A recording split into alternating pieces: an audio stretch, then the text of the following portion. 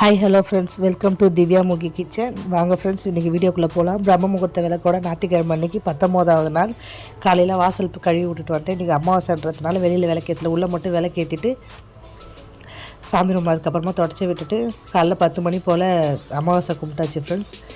சாம்பார், வாழைக்காய் பொரியல், அப்பளம், குலதெய்வத்துக்கு இங்கே விளக்கேற்றி சாமி கும்பிட்டு மாமனார் ஃபோட்டோ கிட்ட வச்சு படைச்சாச்சு ஃப்ரெண்ட்ஸ்.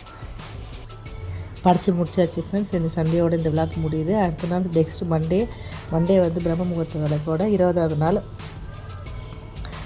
எப்பயும் போல் காலையில் எழுந்து வாசல் பெரிய கோலம்லாம் போட்டுட்டு மஞ்சள் குங்குமம் வச்சுட்டு காலையில் எழுந்து சாமி கும்பிட்டாச்சு ஃப்ரெண்ட்ஸ். காலையில் வாசலில் மாடை விளக்கு 2 ஏற்றிட்டு உள்ளே பிரம்ம முகூர்த்த விளக்கு ஏற்றி சாமி கும்பிட்டு வத்தி ஏற்றிட்டு தூபதீப ஆராதனை காட்டாச்சு, கல்பம் காட்டியாச்சு ஃப்ரெண்ட்ஸ். இன்றைக்கி நெய்வேத்தியமாக கல்கண்டு வச்சுருந்தேன்.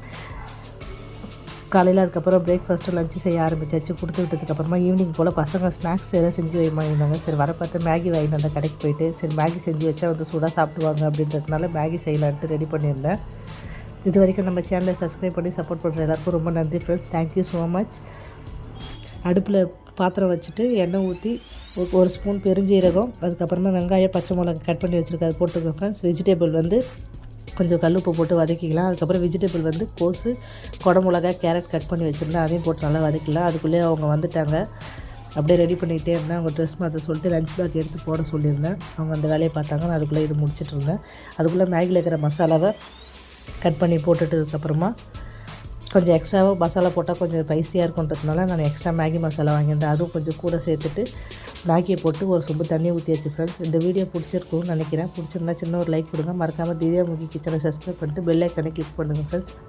அப்போ தான் நான் போடுற வீடியோ உடனே கூட நோட்டிஃபிகேஷனாக வரும்.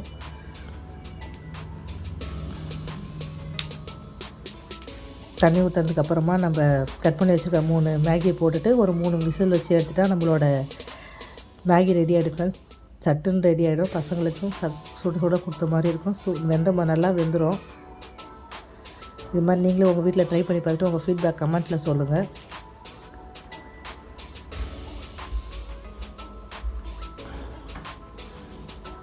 அவ்வளோதான் ஃப்ரெண்ட்ஸ். கெட்டில் போட்டு விசில் போட்டு மூடிட்டு 3 விசில் வச்சு எடுத்துகிட்டா நம்மளோட மேகி ரெடி ஆகிடுச்சு ஃப்ரெண்ட்ஸ். இது வரைக்கும் நம்ம வீடியோவை பொறுமையாக பார்த்த எல்லாருக்கும் ரொம்ப நன்றி friends. Thank you so much.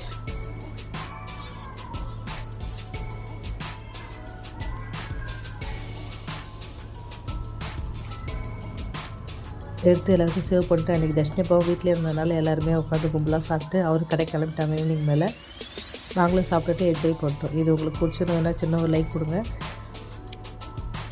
Thank you for வாட்சிங். மீண்டும் நம்ம அடுத்த சமையல் வீடியோவில் பார்க்கலாம். பாய்.